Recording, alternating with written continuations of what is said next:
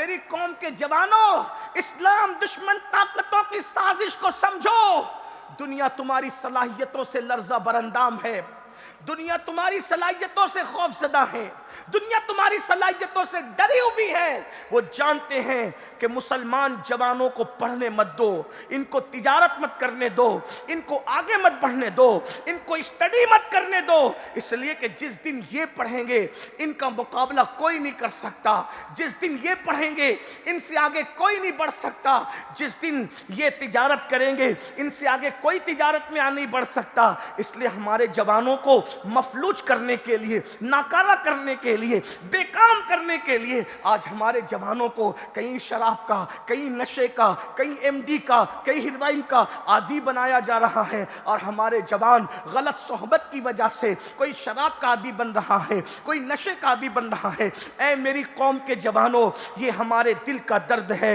اے میری قوم کے جوانوں، تم نشے کے لیے نہیں، تم شراب کے لیے نہیں، تم تاج کے پتوں کے لیے نہیں، تم عورتوں کی ناجائز محبتوں میں پھنسنے کے لیے نہیں، تم بہت قیمتی ہو۔ ایک جوان صرف اپنے ماں باپ کا سرمایہ نہیں ہے، ایک جوان پوری قوم کا سرمایہ ہے۔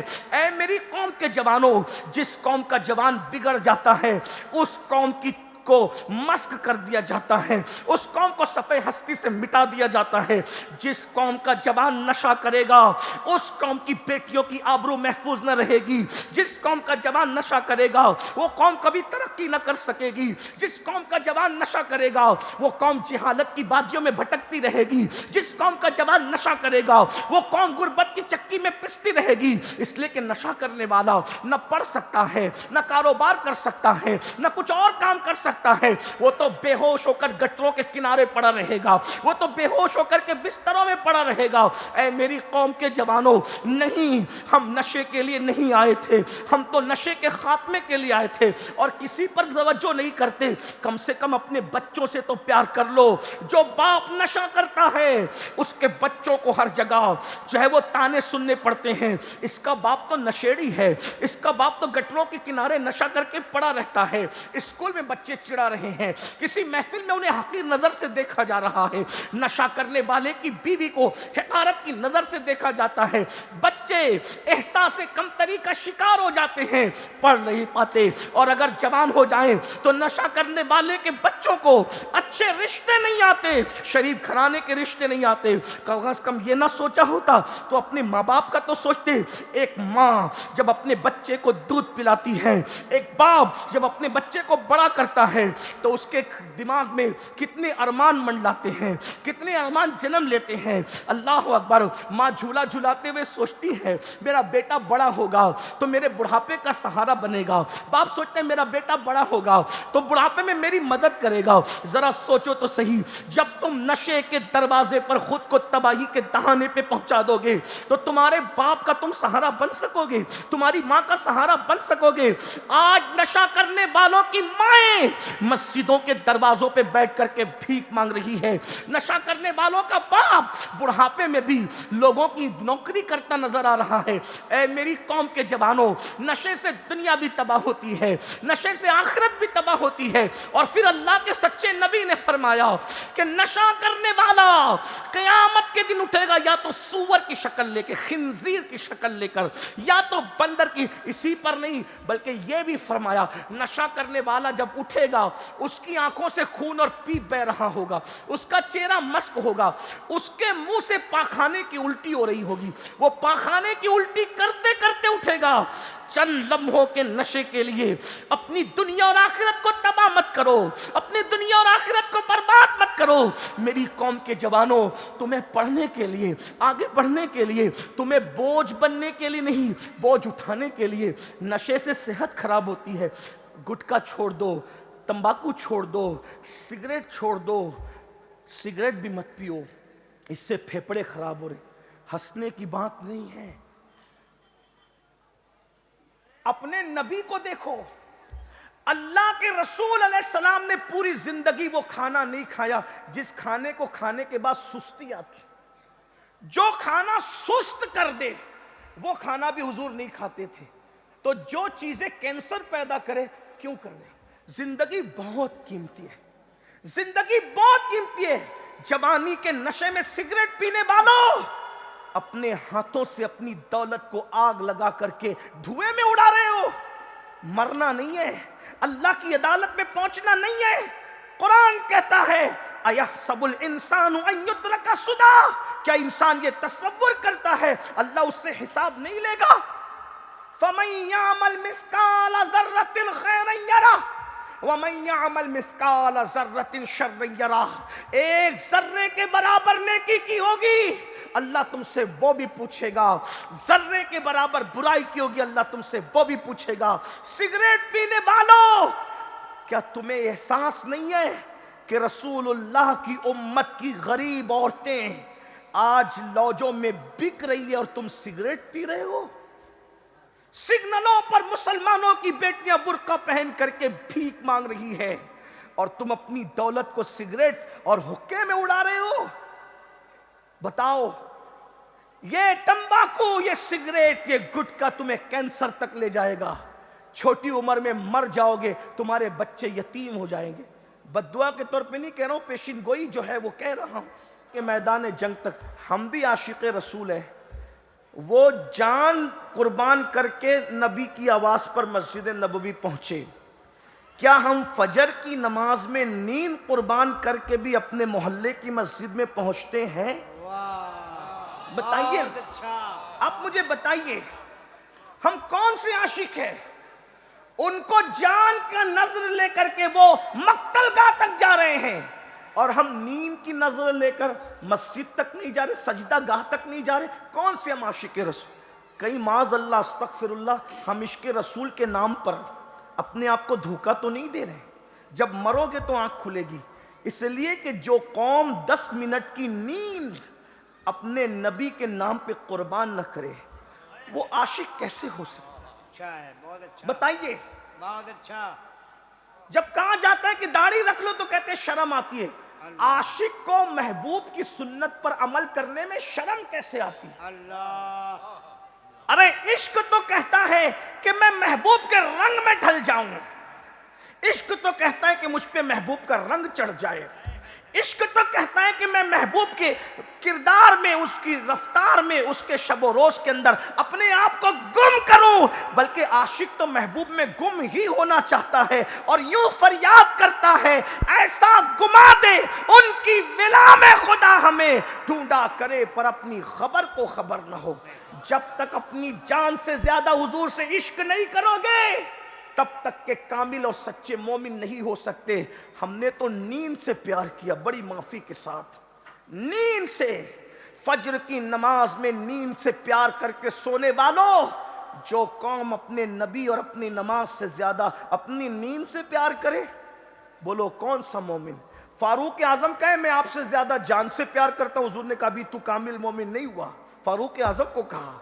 तो हम अगर नींद से ज्यादा प्यार कर रहे हैं माज़अल्लाह, बताइए, हालांकि हमारी नीयत ये नहीं होती, मुझे मालूम है, लाशऊरी तौर पे हो रहा है जो भी हो रहा है। माल से ज्यादा प्यार है, नबी से उतना प्यार नहीं। आप कहेंगे कैसे? मैंने कहा बताओ भाई, एक तरफ नबी का मुनादी ऐलान कर रहा है हय्या अलस सलाह, दूसरी तरफ दुकान बुला रही है। किसकी तरफ जाते हो? मस्जिद की तरफ जाते हो कि दुकान की तरफ जाते हो? तो किससे प्यार है? पैसों से। जो पैसे कब्र के बाहर छोड़ के मरना है उससे इतना प्यार है, और जिस नबी ने कब्र में आकर हमारी मदद करना है उससे क्या प्यार किया?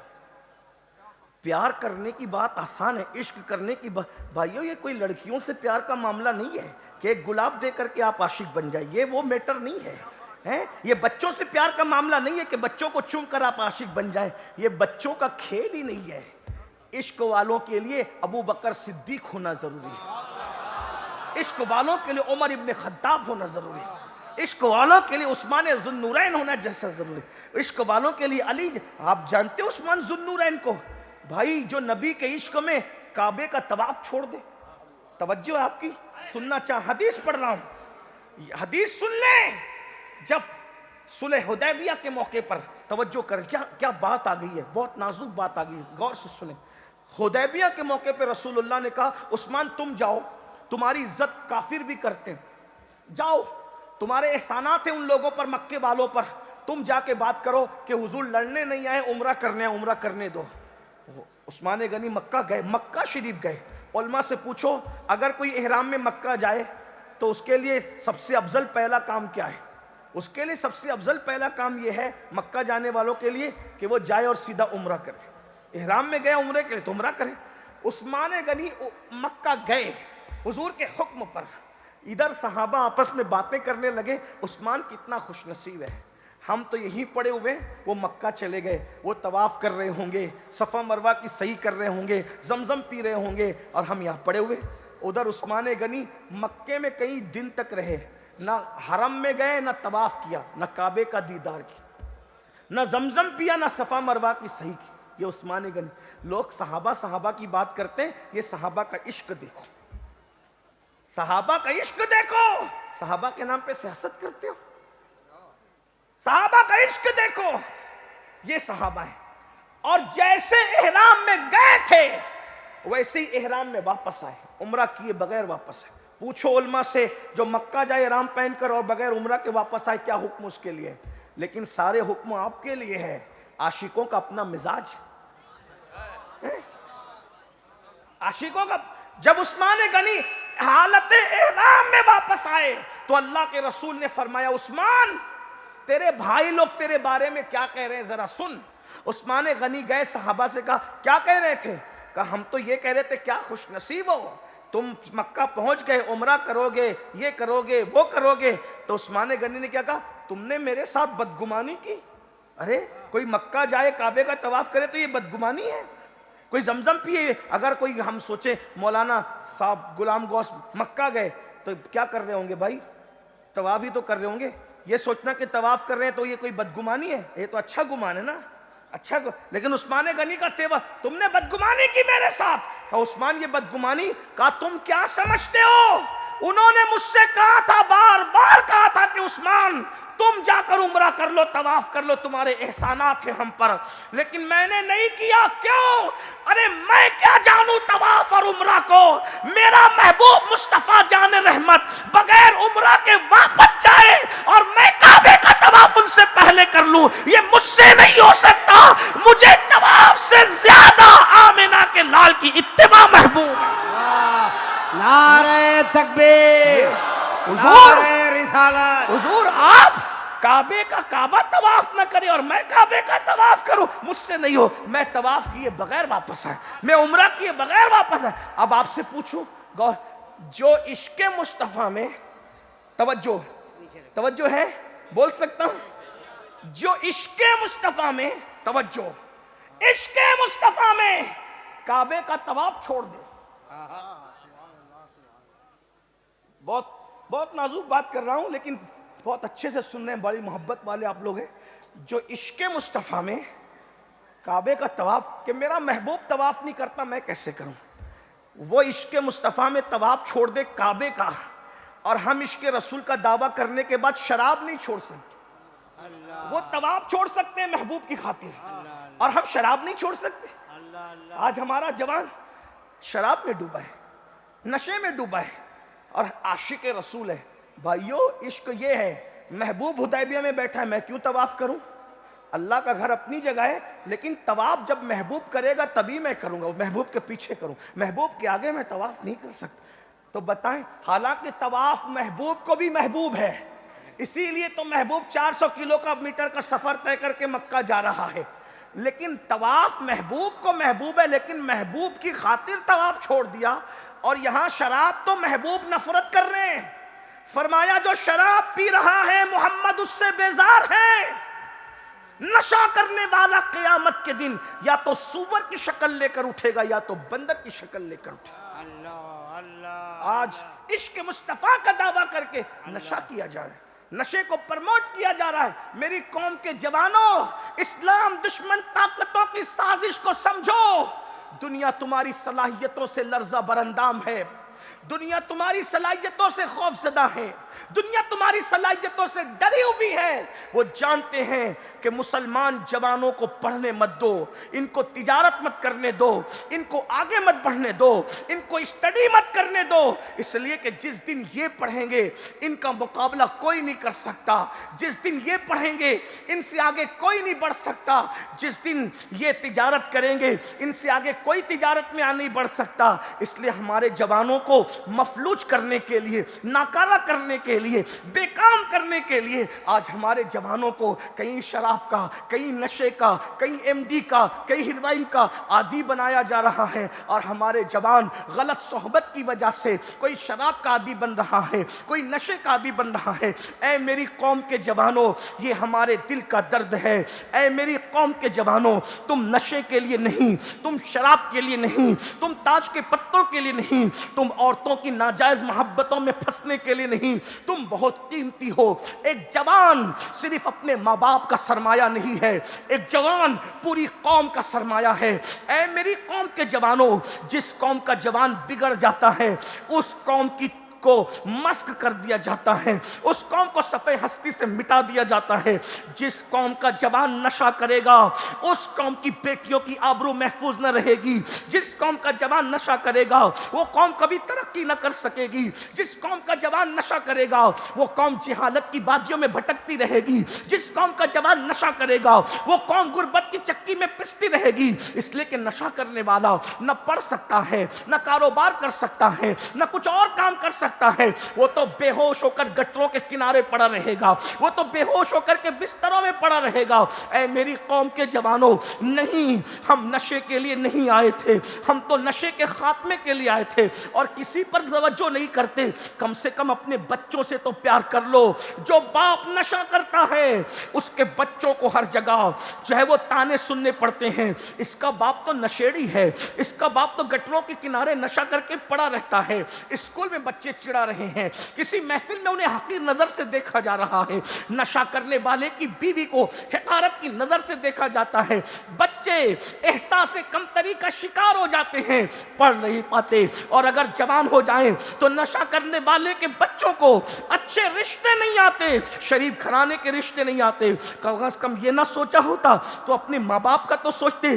ایک ماں جب اپنے بچے کو دودھ پلاتی ہے, ایک باپ جب اپنے بچے کو بڑا کرتا ہے تو اس کے دماغ میں کتنے ارمان منڈلاتے ہیں, کتنے ارمان جنم لیتے ہیں. اللہ اکبر. ماں جھولا جھلاتے ہوئے سوچتی ہے میرا بیٹا بڑا ہوگا تو میرے بڑھاپے کا سہارا بنے گا. باپ سوچتے ہیں میرا بیٹا بڑا ہوگا تو بڑھاپے میں میری مدد کرے گا. ذرا سوچو تو صحیح, جب تم نشے کے دروازے پر خود کو تباہی کے دہانے پہ پہنچا دو گے تو تمہارے باپ کا تم سہارا بن سکو گے, تمہاری ماں کا سہارا بن سکو گے.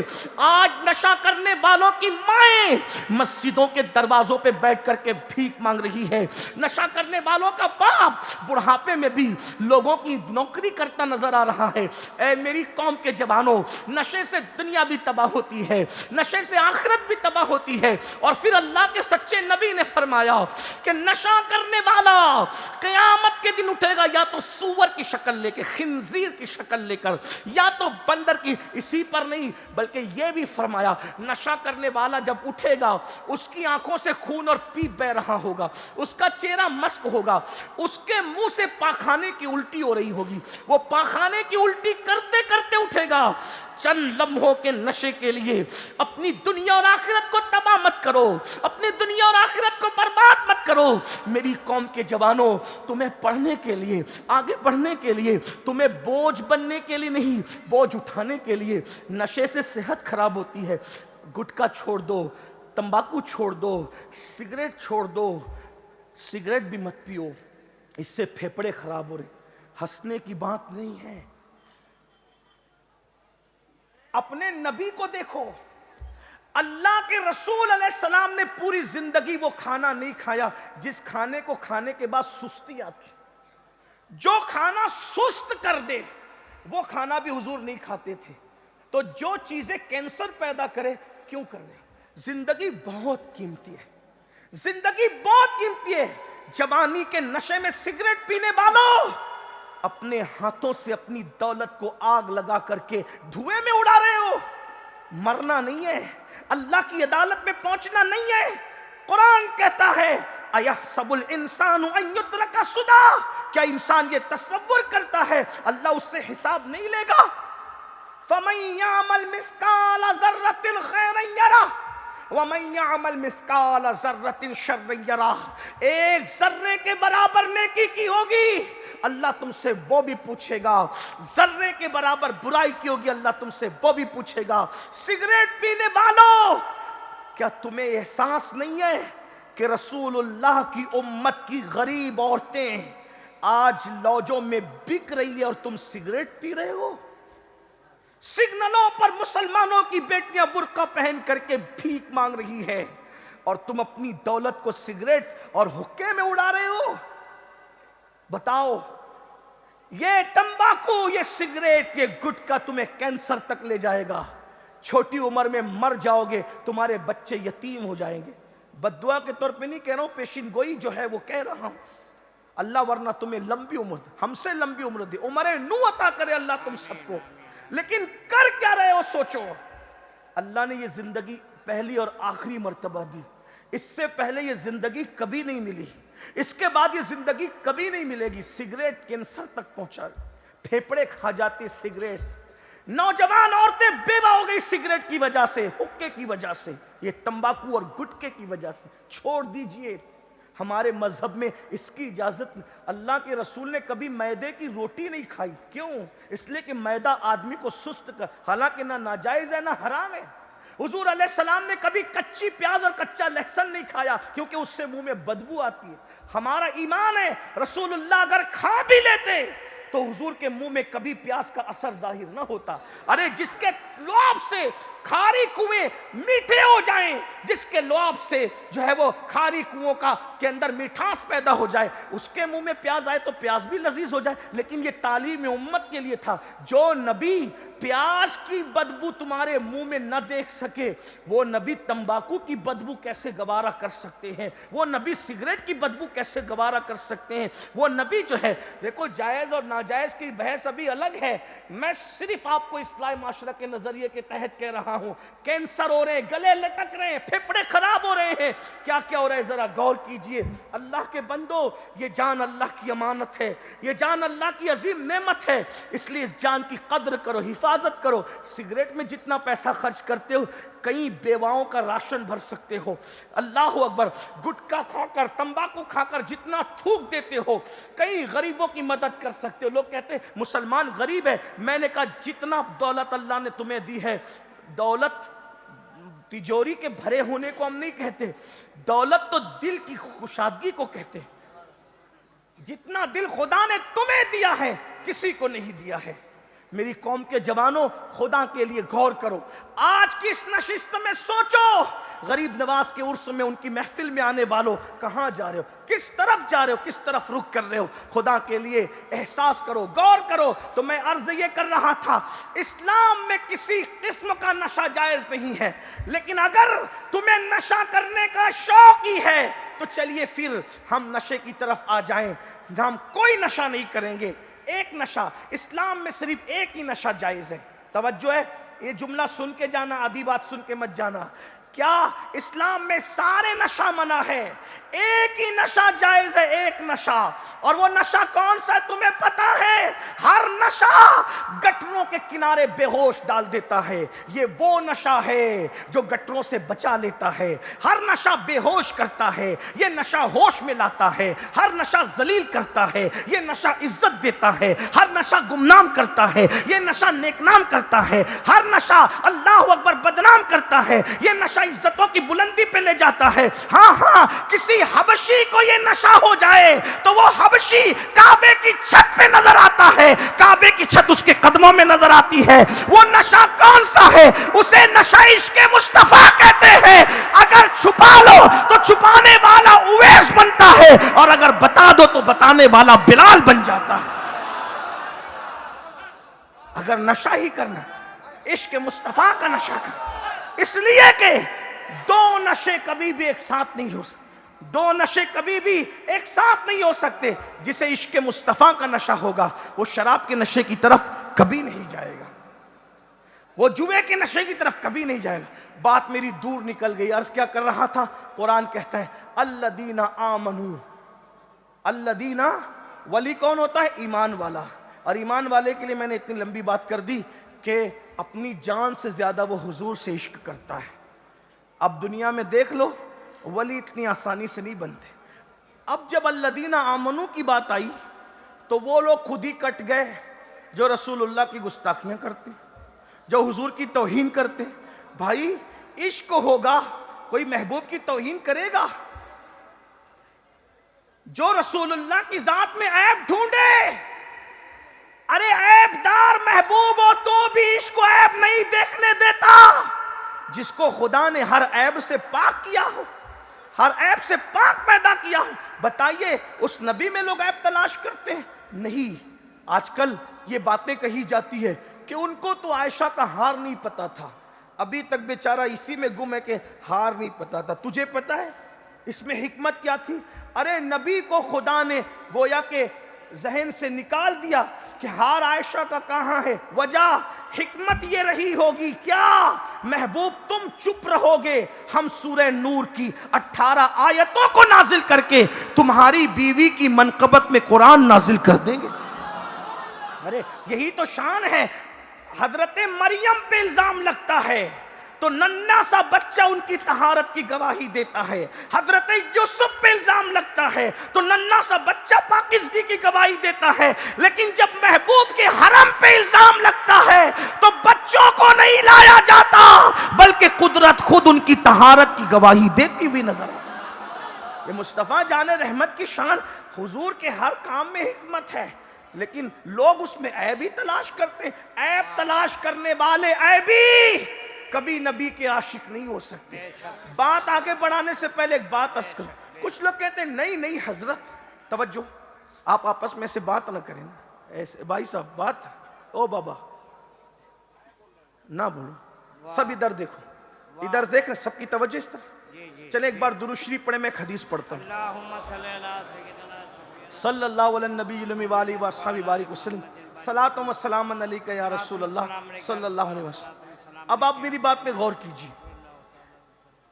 ولی پہلے عاشق ہوگا اپنی جان سے زیادہ حضور سے عشق کرنے. یعنی گستاخ رسول کبھی ولی، وہ مومن نہیں ہوتا تو وہ ولی کیسے ہو سکتا؟ کوئی ہو گستاخ، ٹھیک. بلکہ ہمارا نظریہ تو یہ ہے کہ جو حلالی ہوتا ہے وہ نبی کی گستاخی کر بھی نہیں سکتا. جو نبی کو گالیاں دے، جو نبی کو گالیاں دے وہ یہ بتاتے ہیں کہ ہمارا نسب صحیح نہیں ہے. کیونکہ ایک نے نبی کو گالی دی تھی تو اللہ نے کہا تھا وَتُلِّمْ بَعْدَ ذَلِكَ زَنِيمٌ. محبوب یہ مغیرہ کا نہیں ہے، یہ کسی وغیرہ کا ہے.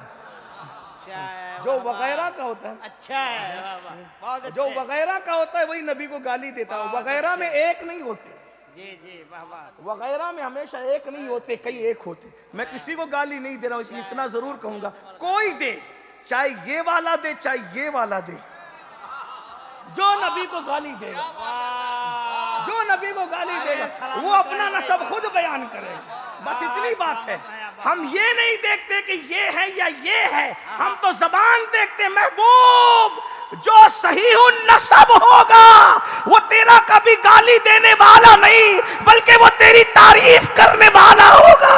اور وہ تو یوں کہے گا سرور کہوں کہ مالک و مولا کہوں تجھے، باغ خلیل کا گل زیبا کہوں تجھے، حرمہ نصیب ہوں تجھے امید کے کہوں، جانے مراد کانے تمنا کہوں تجھے. ارے حلالی تو مراد ہی نہیں کہہ رہا ہے بلکہ جانے مراد کہہ رہا ہے.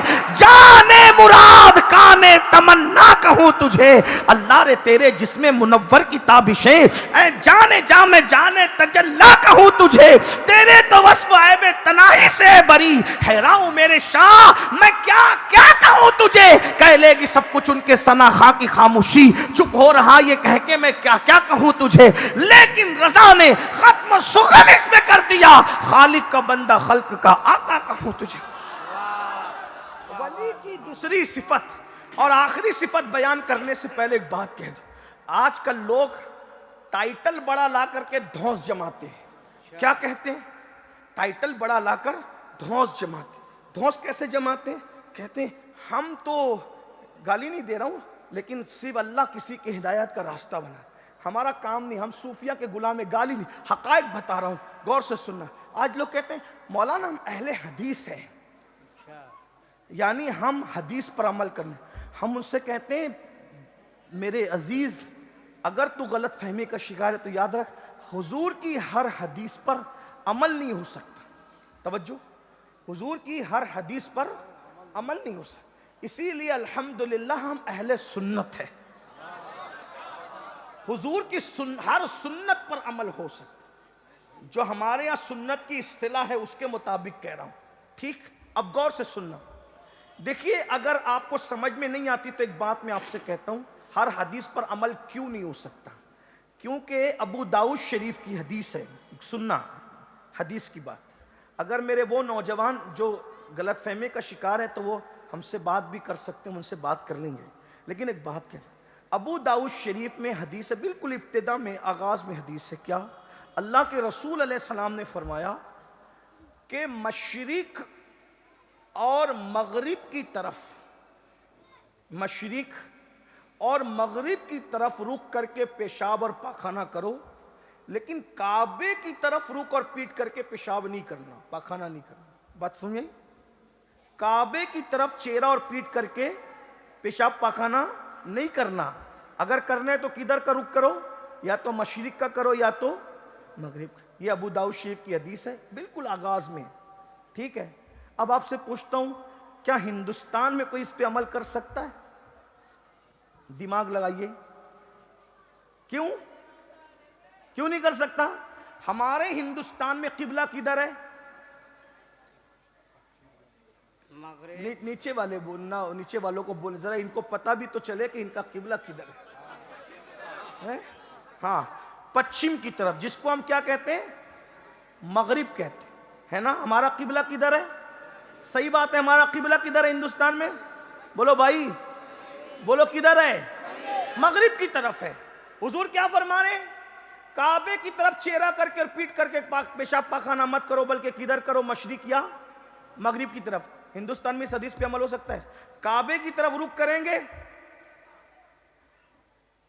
کعبے کی طرف رخ کریں گے تو کدھر رخ ہوگا؟ مغرب کی طرف. کعبے کی طرف پیٹ کریں گے تو رخ کدھر ہوگا؟ مشرق کی طرف. اور رسول اللہ کیا فرما رہے ہیں؟ پیشاب پاخانہ کرو تو مشرق و مغرب کی طرف رخ یا پیٹ کرو, لیکن کعبے کی طرف نہیں کرنا. بولو ہوگا عمل؟ وجہ یہ حدیث مدینہ منورہ والوں کے لیے ہے, کیونکہ مدینہ منورہ میں قبلہ جنوب کی طرف ہے, اس لیے ان کو کہا. لیکن حضور نے یہ نہیں بتایا کہ یہ کس کے لیے ہے. بولو اس حدیث پہ عمل ہو سکتا ہے ابو داؤد شریف کی؟ نہیں ہو سکتا. واہ, بہت اچھے, بہت اچھے میاں, واہ واہ, سبحان اللہ. حضرت کا استقبال کر لیں. ہمارے قائد, ہمارے امیر, عالمی شہرت یافتہ شخصیت تشریف لانے, استقبال کر. نعرہ تکبیر, نعرہ رسالت, نعرہ تکبیر, نعرہ رسالت. خواجہ غریب نواز کانفرنس, مذہب اسلام, مسلک اعلیٰ حضرت, مسلک اعلیٰ حضرت, مسلک اعلیٰ حضرت. نعرہ تکبیر, نعرہ رسالت. حضرت علامہ حافظ و قاری شاکر نوری میاں صاحب قبلہ, حضرت علامہ شاکر نوری میاں صاحب قبلہ. نعرہ تکبیر, نعرہ رسالت. دیکھیے عالمی شہرتوں کا مالک, ہندوستان کی بہت بڑی قیمتی سرمایہ, ایک عظیم المرتبہ شخصیت, خرامہ خرامہ ممبر نور کی طرف. آئیے ہم سب مل کر ان کا استقبال کرتے ہیں. بنگال کی راجدھانی شہر کولکاتہ میں جن کی سرپرستی میں جلسہ چل رہا ہے, آج وہ ہماری نگاہوں کے سامنے ہیں. حضرت علامہ مولانا حافظ و قاری حضور شاکر نوری میاں صاحب قبلہ بنفس نفیس. بیٹھ جائیں, اب میں اپنی گفتگو سمیٹ رہا ہوں. درود شریف پڑھنے سب مل کر ایک مرتبہ. ایک بار درود شریف پڑھنے میں اپنی گفتگو کو اینڈ کر رہا ہوں, اس لیے کہ ہمارے درمیان وہ ہستی, وہ شخصیت جلوگر ہے. پوری دنیا کے اندر سروے کیا جاتا ہے کہ مسلمانوں میں پوری دنیا میں 62 لوگ کتنے ہیں. تو کئی برسوں سے پوری دنیا کے 500 بااثر لوگوں میں ہمارے قائد ہمارے امیر کا نام آتا ہے. تو آپ اس ہستی کو دیکھ رہے ہیں جس کو سن کر ان کی تربیت میں رہ کر کئی لوگوں نے بولنا سیکھا, کئی لوگوں نے لکھنا سیکھا. وہ ہستی آج آپ کے درمیان ہے, پیر طریقت ہے, جن کو کعبہ شریف کے اندر جا کر کعبے کے اندر سجدہ کرنے کا شرف حاصل ہے. آپ یہ وہ پیشانی دیکھ رہے ہیں, توجہ فرمائیں. یہ میں بھی جو آپ کی ٹوٹے پھوٹے انداز میں خدمت کرتا ہوں, جو بھی ٹوٹی پھوٹی, یہ اسی مرد کلندر کی تربیت کا اور ان کی محنتوں کا نتیجہ ہے کہ ہم آپ کے سامنے کچھ بول پاتے ہیں.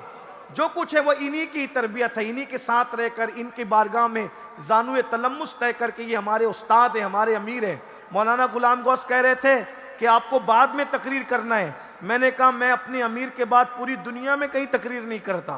ایک مرتبہ ہمارا اجتماع کشتی میں تھا, حضرت کو لوگوں نے پہلے مائک دے دیا, حضرت نے 10-12-15 منٹ گفتگو کی, ساتھی ہمارے سب تھے. بعد میں میرے پاس مائک آیا, میں نے 2 جملے بول کر ختم کر دیا. استاد کے بعد بولنے کو میں بے ادبی سمجھتا ہوں. میں نے غلام غوث صاحب سے کہا اگر حضرت کی تقریر پہلے کرانا ہے تو پھر میں بغیر تقریر کے جاؤں گا, کیونکہ میں کہیں بھی حضرت سے پہلے تقریر نہیں کرتا. غلام غوث صاحب نے کہا لوگ مجھے مار ڈالیں گے. میں نے کہا مار ڈالیں, میں وضاحت کر کے آپ کو بچا لوں گا, آخری میں بتا دوں گا کہ یہ میری طرف سے تھا, تو آپ ناراض مت ہوئیے گا. شکریہ, نوازش ہے, نوازش ہے. محبتوں کے کچھ تقاضے ہوتے ہیں, ادب کے کچھ تقاضے ہوتے ہیں. میں بڑے بڑے مقرروں کے بعد بولتا ہوں, لیکن اپنے امیر کے بعد بولنا تو دور کی بات, میں ان کی موجودگی میں بھی بولنا پسند نہیں کرتا. جب وہ تشریف لاتے تو میں گفتگو ختم کر دیتا ہوں, یہ سوچ کر کہ بزرگوں کے سامنے سبق سنایا جاتا ہے, فن نہیں دکھایا جاتا. اور ہم نے یہ آداب بھی اپنے قائد ہی سے سیکھے ہیں. اس لیے کہ آپ جس شخصیت کو دیکھ رہے ہیں, ابھی آپ انشاءاللہ تعالی حضرت کو سنیں گے, بہترین گفتگو, ایک ایک جملے کو ایسا لگتا ہے کوثر و تسنیم سے لکھیں. آپ غور فرمائیں نا, بہت قیمتی, ایک ایک جملے میں لوگوں کی زندگی بدل سکتی. ہم کیا, بڑے بڑے علماء کہتے ہیں کہ آپ کے ایک جملے پر, خطاب کے ایک جملے پہ پوری کتاب لکھی جا سکتی ہے. ایسی ہستی کئی کتابیں لکھی, مجھ جیسے کئی, مجھ سے بہت بڑھ کر, میں تو کچھ بھی نہیں, بہت آخری درجے کا آدمی ہوں, مجھ سے کہیں بڑھ کر ان کے شاگرد ہیں, علماء شاگرد ہیں, شیوخ الحدیث کو یہ تربیت دیتے ہیں, مفتیان کرام کو یہ نصیحت کرتے ہیں. آپ کیا سمجھتے ہیں, ایسی ہستی کو آج آپ نے بلایا ہے, اور ہم انشاءاللہ ان کو سنیں گے. لیکن مولانا غلام غوث نے کہا میں اب بات آگے بڑھانے سے پہلے بات سمیٹ لیتا ہوں. تو اب میں بات کر لوں, آپ کیا آپ بات کر رہے ہیں, آپس میں بات کر رہے ہیں, میں کروں بات؟ درود شریف پڑھیں آپ. صلی اللہ علیہ نبی وآلہ وصحبہ بارک وسلم, صلاۃ و سلام علیک یا رسول. تو ہمیں کسی سے متاثر ہونے کی ضرورت نہیں. ہمارا مسلک قدیم ہے, 1450 سال پرانا مسلک ہے ہمارا اہل سنت و جماعت کا, ٹھیک ہے, جس کو آج صرف پہچان کے لیے مسلک اعلیٰ حضرت کہا جاتا ہے. ورنہ اہل سنت کے بانی مولانا احمد رضا نہیں ہے. اعلیٰ حضرت کے والد بھی سنی تھے. اگر وہ سنیت کے بانی ہوتے تو پھر ان کے والد کون ہیں؟ اعلیٰ حضرت کے پیر و مرشد بھی سیدی آل رسول احمد نوری سنی تھے. تم امام احمد رضا نے سنیت کی کسی نئے مسلک کی بنیاد نہیں رکھی. 1450 سال کا جو مسلک تھا اس کا اتنے مجموعہ نچوڑ کر کے ہمارے درمیان پیش کیا, جسے صرف پہچان کے لیے مسلک اعلیٰ حضرت کہا جاتا ہے. بات سمجھ میں آتی ہے؟ اور یہ مسلک کیا ہے؟ ماریرا مطالعہ سے اس کی تشریح یہ کی گئی, رسول اللہ کو ایسا مانو جیسے اللہ منوانا چاہتا ہے, اور ان کے دشمنوں سے ایسے دور رہو جیسے اللہ دور رہنے کا حکم دیتا ہے. اسی کو مسلک اعلیٰ حضرت کہتے ہیں. بلکہ اعلیٰ حضرت کی زبان میں مسلک اعلیٰ حضرت بتا دوں, دو کروں تیرے نام پہ جاں فدا, نہ بس ایک جا دو جہاں فدا, دو جہاں سے بھی نہیں جی بھرا, کروں کیا کروڑوں جہاں نہیں, یہ مسلک ہے. اور دشمن احمد پہ شدت کیجئے, ملحدوں کی کیا مروت کیجئے, غیظ میں جل جائیں بے دینوں کے دل, یا رسول اللہ کی کثرت کیجئے, شرک ٹھہرے جس میں تعظیم حبیب, اس برے مذہب پہ لعنت کیجئے چرچا انہی کا صبح و شام, جانے کافر پر قیامت کیجئے. تو میں عرض کر رہا تھا ہر حدیث پر عمل نہیں ہو سکتا. آپ نے ابو داؤد شریف کی ایک حدیث, ایک آخری بات, یہ حدیث پڑھتے صحیح ہے, یہ حدیث پڑھتے صحیح ہے, بعض مرتبہ ترجمانی اس کی غلط کرتے ہیں. اس میں آپ لوگ جو پڑھے لکھے لوگ نہیں ہوتے وہ گڑبڑا جاتے ہیں. جیسے مثال کے طور پہ ایک حدیث ہے بہت مشہور ہے, وہ بھی پڑھتے ہیں, ہم لوگ بھی پڑھتے ہیں. حدیث یہ پڑھتے ہیں وہ لوگ کہ اللہ کے رسول علیہ السلام نے فرمایا میری قبر کو عیدگاہ نہ بناؤ. یہ حضور علیہ السلام کی حدیث ہے. اس کو بہت پڑھتے ہیں یہ لوگ, ہمارے جوانوں کو گمراہ کریں. میری قبر کو عیدگاہ نہ بناؤ. اب کیا اتنی حدیث ہے میری قبر کو عیدگاہ نہ بناؤ, بس اتنی روایت ہے. اب اس پر یہ کیا کرتے ہیں کلاکاری, کیا کرتے ہیں کہ دیکھو حضور نے کہا قبر کو عیدگاہ مت بناؤ, تو جیسے عیدگاہ پہ بھیڑ کرتے ہو ویسے میری قبر پہ بھیڑ نہیں کرنا کبھی. جیسے بھیڑ کرتے ہو نا عیدگاہ پہ, ایسے بھیڑ نہیں کرنا کبھی. دیکھا جب رسول اللہ کے مزار پہ میلہ نہیں لگ سکتا تو شیخ عبد القادر کے یہاں کیسے لگ سکتا ہے, معین الدین صاحب کیا کیسے لگ سکتا ہے. یہ تو ایسی ہی بات کرتے ہیں نا, ہم غوث اعظم کہتے ہیں وہ شیخ عبد القادر کہتے ہیں, لیکن بہرحال کوئی بات نہیں. مسعود سالار غازی کیا میلہ کیسے لگاتے ہو, جب رسول اللہ نے اپنی قبر پہ میلہ لگانے کے لیے منع کیا تو وہاں کیسے میلے اور اس کرتے ہو. یہ سب شرک ہے. ہم نے کہا میلے کا ذکر تو حدیث میں ہے ہی نہیں. اللہ کے رسول نے تو بس اتنی بات کہی کہ میری قبر کو عیدگاہ نہ بناؤ, بس اتنی بات کی. اب باقی ساری کلاکاریاں تمہاری, کلا بازیاں تمہاری ہیں. تو کہا کیا مطلب, ایسے عیدگاہ پہ بھیڑ لگاتے ہو. میں نے کہا اگر یہی مفہوم ہوتا نا کہ جیسے عیدگاہ پہ بھیڑ لگاتے ہو میری قبر پہ بھیڑ نہ لگانا, تو میں کہتا ہوں جتنی بھیڑ روزانہ رسول اللہ کے مزار پر ہے اتنی بھیڑ تو کسی کے یہاں تصور بھی نہیں کیا جا سکتا. روزانہ لاکھوں لوگ نماز پڑھ رہے ہیں. اور رہی بات کووڈ میں سارے مزار خالی تھے, توجہ, کووڈ میں سارے, لیکن رسول اللہ کا مزار کبھی خالی نہیں رہا, کیونکہ حضور فرماتے ہیں روزانہ 70,000 فرشتے صبح آتے ہیں, شام تک درود و سلام پیش کرتے ہیں, اور 70,000 شام کو آتے ہیں, صبح تک درود و سلام پیش کرتے ہیں. حتیٰ کہ جو قیامت کا دن ہوگا اس دن بھی وہ فرشتے آئیں گے اور اللہ کے رسول انہی فرشتوں کے ساتھ میدان محشر میں تشریف لائیں گے. اور جب وہ آئیں گے مجھ سے خدمت کے قدسی کہے ہاں رضا مصطفیٰ جان رحمت پہ لاکھوں سلام. تو میں حضرت کے سامنے بات نہیں کرتا, لیکن اتنی اب آپ لوگ متحق کیا اہل حدیث صاحب ہے, کیا محدث ہے. بھائیو جس کو صحاح ستہ کا تلفظ نہیں آتا وہ چند باتیں رٹا کر کے ان کو رٹو طوطے کو بھیج دیا آپ کی محفلوں میں, آپ ان سے متاثر ہو رہے ہیں. جتنا علم حدیث آپ کے مسلک میں ہے کہیں نہیں ہے. شیخ عبدالحق محدث جیسا محدث ہمارے مسلک میں, شاہ ولی اللہ اور شاہ عبدالعزیز جیسا محدث ہمارے مسلک میں ہے, امام احمد رضا جیسا محدث ہمارے مسلک میں ہے. غریب نواز ایسے محدث تھے شیخ الاسلام کہلائے اپنے دور کے, 3 سال تک اپنے زمانے میں مسجد نبوی میں بیٹھ کر کے انہوں نے درس حدیث دیا ہے. ایسا محدث ہمارے مسلک میں. یہ تو 1857 کے بعد کی پیداوار ہے. تو پھر کیا مطلب ہے اس حدیث کا, اب بات سمجھو, آپ کو سمجھ میں آئے گا دھوکہ کیسے دیتے ہیں. حضور علیہ السلام نے یہ ضرور کہا میری قبر کو عیدگاہ نہ بناؤ, یعنی یہ مطلب نہیں کہ عیدگاہ کی طرح بھیڑ نہ کرو. اس پر کوئی حدیث ان کے پاس نہیں ہے, تشریح میں جو پیش کریں, لیکن ہمارے پاس کیا سنیے.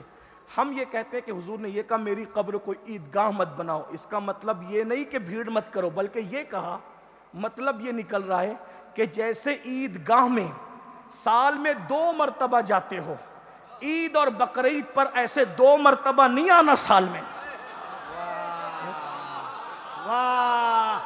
بولو نیک سے نیک, متقی سے متقی کوئی سال میں تیسری بار عیدگاہ کبھی جاتا ہے؟ میں الحمدللہ عیدگاہ کا امام ہوں, میں بھی کبھی تیسری بار کبھی نہیں جاتا ہوں.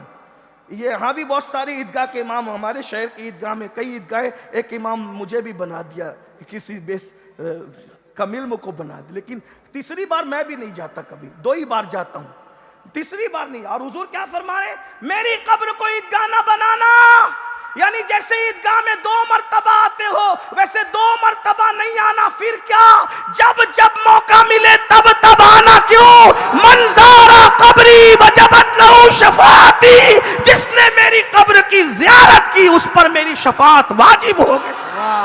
نعرہ تکبیر, نعرہ رسالت, عظمت مصطفیٰ, شان مصطفیٰ. حدیث وہی تھی لیکن نظریں بدل گئی تو نظارے بدل گئے. ان کے پاس کوئی دلیل نہیں ہے لیکن ہمارے پاس ہے. میرے آقا علیہ السلام فرماتے من زارا قبری وجبت لہو شفاعت, ہیں؟ اب بتائیے کس کی بات زیادہ مضبوط ہے؟ تو اس لیے اپنے علماء سے جڑے رہو، اپنے بزرگوں سے جڑے رہو. اور میرے امام تو بڑے مزے میں کہتے ہیں مجرم بلائے آئے ہیں جاؤ کا ہے گواہ، پھر رد ہو کب یہ شان کریموں کے در کی ہے، مانگیں گے مانگے جائیں گے منہ مانگی پائیں گے، سرکار میں نہ لا ہے نہ حاجت اگر کی ہے، منگتے کا ہاتھ اٹھتے ہی داتا کی دین تھی، دیری قبول عرض میں بس ہاتھ بھر کی ہے، اور طیبہ میں مر کے ٹھنڈے چلے جاؤ آنکھیں بند، سیدھی سڑک یہ شہر شفاعت نگر کی ہے. ہمارے پاس تو یہ بھی دلیل ہے، حضور تو مدینے اتنے بلانا چاہتے ہیں، فرماتے ہیں اگر تم سے ہو سکے تو مدینے میں مرو، جو مدینے میں مرے گا میں اس کی شفاعت کروں گا. حضور تو چاہتے ہیں کہ مدینے. اللہ تعالیٰ ہم سب کو توفیق عطا فرمائے. آمین، وقت آمین. زیادہ ہوا، حضرت کے سامنے میں نہیں بولتا. آپ لوگ بیٹھیں، جائیں گے تو نہیں نا انشاءاللہ؟ نہیں بہت سنجیدہ گفتگو آپ کو سننا ہے، زندگی بدل دینے والی گفتگو آپ کو سننا ہے، آپ کو جانا نہیں. کلکتہ والوں آج بتا دو، ابھی کہا نا ہمارے بھائی ہلچل سیوانی صاحب نے، کلکتہ والے میزبانی بہت اچھی کرتے. بھائی بریانی کھلانے کا مطلب میزبانی نہیں ہے. آپ نے مقرر کو تقریر کے لیے بلایا تو آپ بیٹھ کر ان کی تقریر سنیں گے انشاءاللہ. کتنے لوگ چلے جائیں گے ذرا ہاتھ اٹھا کے بتائیں کتنے لوگ چلے جائیں گے؟ کوئی ہیں؟ نہیں جائے گا. اچھا کتنے لوگ سنیں گے بتائیے؟ سب او ماشاءاللہ سبحان. سب لوگ بیٹھیں گے نا انشاءاللہ؟ انشاءاللہ. بیٹھیے سنیے. اللہ پاک کی بارگاہ میں دعا ہے اگر گفتگو کے درمیان کوئی غلطی ہو تو اللہ تعالیٰ معاف کر دے. استغفر اللہ ربی من کل ذنب واتوب الیہ وما علینا الا البلاغ. میں یہ چاہتا ہوں کہ بہت اچھا ماحول ہے. ہلچل بھائی اگر اجازت دے دیں. اجازت. بہت اچھے ناظم ہیں ہمارے ہلچل بھائی، لیکن اب یہ وقت ہے کہ کوئی ٹائم ضائع کیے بغیر بالکل اسی خوبصورت ماحول میں اس خوبصورت خطیب کو پیش کرتے ہیں جن کے چہرے کی آپ زیارت کریں، جن کی پیشانی نے کعبۃ اللہ شریف کے جوف کی لذتوں کے سجدے لوٹے ہیں. حضرت نے مجھے بتایا تھا کہ جب میں کعبے میں داخل ہوا تو میں نے سوچا کدھر رخ کر کے سجدہ کروں، اس لیے کہ کعبے میں جدھر چاروں طرف جدھر چاہے سجدہ کر سکتے ہیں. میرے دل نے کہا جہاں حضور کے قدم ہیں میں وہیں پر سجدہ کر. جو ان کے قدموں میں پہنچ گیا وہ اللہ تک پہنچ گیا نا. تیرے قدموں میں جو ہے غیر کا منہ کیا دیکھے، کون نظروں پہ چھڑے دیکھ کے تلوت. بڑی عظیم ہستی ہے. میں کیا عرض کروں، کچھ کہوں گا تو آپ کہیں گے کہ آپ کے امیر ہے، آپ کے استاد، اس لیے آپ زیادہ کہنے. بس میں 4 مصرے دعائیہ پڑھ کر جو مجھے بہت پسند ہے، دعا بھی ہے اور اس میں کوئی مبالغہ بھی نہیں ہے، پہ حضرت کی بارگاہ میں التماس کرتا ہوں کہ حضرت ہم سب کو مستفیض کریں. تو میرے عہد کی تصویر ہے میرے قائد، تو میرے عہد کی تصویر ہے میرے قائد.